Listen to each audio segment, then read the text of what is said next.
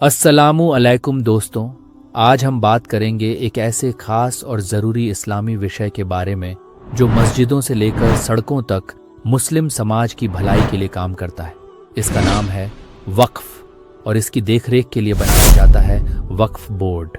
तो आइए जानते हैं कि वक्फ बोर्ड क्या होता है और ये इस्लामी तरीके से कैसे काम करता है। वक्फ एक अरबी शब्द है।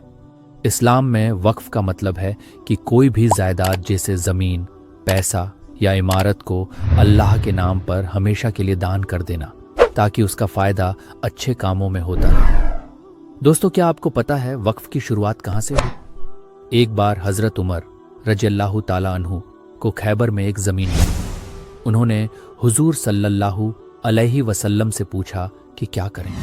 सल्लल्लाहु अलैहि वसल्लम ने कहा, अगर चाहो तो इसे वक्फ कर दो और इसका फ़ायदा गरीबों की मदद के लिए दो।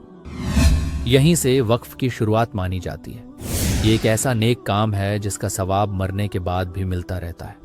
सुभान अल्लाह। अब सवाल आता है कि जब इतनी सारी जायदादें वक्फ कर दी जाती हैं तो उनका देखभाल कौन करता है? दोस्तों, इसका जिम्मा उठाता है वक्फ बोर्ड। वक्फ बोर्ड एक सरकारी संस्था है जो इन दान की गई जायदादों को संभालती है। भारत में वक्फ एक्ट 1995 के तहत हर राज्य में वक्फ बोर्ड होता है और ऊपर से सेंट्रल वक्फ काउंसिल इसकी निगरानी करता है। वक्फ बोर्ड का मकसद होता है कि इन जायदादों को सही तरीके से इस्तेमाल किया जाए, जैसे मस्जिद बनवाना, मदरसे चलाना, गरीबों की मदद करना या कब्रिस्तान के लिए ज़मीन देना। वक्फ बोर्ड जायदाद की देखभाल के लिए एक जिम्मेदार व्यक्ति, जिसे मुतवल्ली कहते हैं, उसे पसंद करता है। अब जानते हैं कि वक्फ बोर्ड कैसे काम करता है। सबसे पहले वक्फ बोर्ड पता करता है कि कौन कौन सी जायदादें वक्फ की गई हैं। फिर उन जायदादों को अपने रिकॉर्ड में दर्ज किया जाता है। उसके बाद वक्फ बोर्ड मुतवल्ली को पसंद करता है जो उस जायदाद की देखभाल करता है।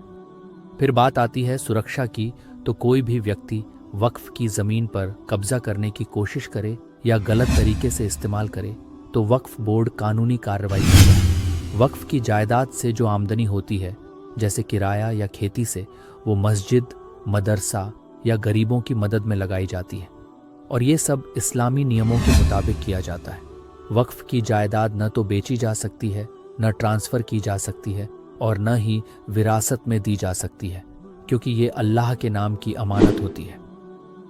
इस्लाम में वक्फ का मकसद सिर्फ दान देना नहीं बल्कि समाज की मदद करना है, ताकि हर मुसलमान और ज़रूरतमंद इंसान इसका फ़ायदा उठा सके। ये एक ऐसा नेक काम है जिसका सवाब मरने के बाद भी मिलता रहता है। मस्जिद ए नबवी और मस्जिद ए कुबा जैसे बड़े वक्फ से लेकर आज तक ये काम चलता आ रहा है। वक्फ बोर्ड इस काम को और मजबूत करता है ताकि तालीम, इलाज और गरीबी मिटाने जैसे कामों में इसका सही इस्तेमाल हो। दोस्तों, हाल ही में वक्फ संशोधन बिल पास हुआ है। वक्फ संशोधन बिल पास होने से मुसलमानों को क्या फ़ायदा और नुकसान हो सकता है, अब इस बारे में हम बात करते हैं। तो पहले बात करते हैं कुछ फ़ायदों की। सबसे पहला फ़ायदा ये है कि वक्फ की ज़मीनों की सुरक्षा मजबूत होगी। जो लोग ज़मीन पर ज़बरदस्ती कब्जा करते हैं उनके खिलाफ कड़ी कार्रवाई हो सकेगी। दूसरा फ़ायदा ये है कि अब सारी ज़मीनों का रिकॉर्ड कंप्यूटर में रहेगा, जिससे कोई भी धोखा नहीं कर पाएगा। तीसरा फ़ायदा ये है कि इन ज़मीनों का इस्तेमाल अच्छे कामों में किया जा सकेगा, जैसे कि स्कूल और अस्पताल खोलने में। इससे मुसलमान समाज को शिक्षा और इलाज में मदद मिलेगी। दोस्तों, अब बात करते हैं मुसलमानों को इसमें क्या नुकसान होगा। पहला नुकसान ये है कि अब सेंट्रल वक्फ काउंसिल और राज्य वक्फ बोर्ड में 2 मुस्लिम महिलाएं और 2 गैर मुस्लिम सदस्य होंगे। शिया, सुन्नी और दूसरे मुस्लिम समुदायों जैसे बोहरा और आगा खानी को भी इसमें शामिल किया जाएगा।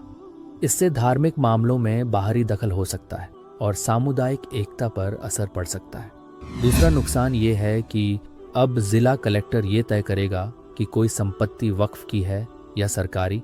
अगर कोई विवाद होता है तो कलेक्टर जांच करेगा और रिपोर्ट देगा। इससे सरकार को ज़्यादा दखल मिल जाएगा और मुसलमानों को बड़ा नुकसान हो सकता है। तीसरा नुकसान ये है कि अगर वक्फ ट्रिब्यूनल का फैसला किसी को मंजूर नहीं है तो 90 दिन के अंदर हाई कोर्ट में अपील की जा सकती है, लेकिन इससे कानूनी प्रक्रिया लंबी और जटिल हो सकती है। सबसे बड़ा नुकसान कि अब वक्फ बोर्ड के सीईओ के लिए मुस्लिम होना ज़रूरी नहीं। पहले वक्फ बोर्ड का सीईओ केवल मुस्लिम ही हो सकता था, अब यह शर्त हटा दी गई। इससे वक्फ बोर्ड की धार्मिक पहचान पर असर पड़ेगा। पांचवा नुकसान है कि वक्फ संपत्तियों की पहचान और उनका रिकॉर्ड ठीक करने के लिए नए नियम बनाए गए हैं। इसमें जिला कलेक्टर की भूमिका बढ़ गई है। इससे विवाद और बढ़ सकते हैं, खासकर कब्जों को लेकर। इसलिए ज़रूरी है कि इस बिल को मुसलमान समाज की भलाई के हिसाब से लागू किया जाए। वक्फ की ज़मीनें अल्लाह के नाम पर होती हैं, इसलिए इनका सही और ईमानदारी से इस्तेमाल होना चाहिए। दोस्तों, वक्फ बोर्ड सिर्फ एक संस्था नहीं है, बल्कि इस्लाम की उस भावना का जिंदा उदाहरण है जो लोगों की सेवा के लिए समर्पित है। अगर आपको यह वीडियो पसंद आया हो तो इसे लाइक और शेयर करें और अपने सवाल नीचे कमेंट में ज़रूर पूछें। अल्लाह हम सबको नेकियों के कामों में हिस्सा लेने की तौफीक दे।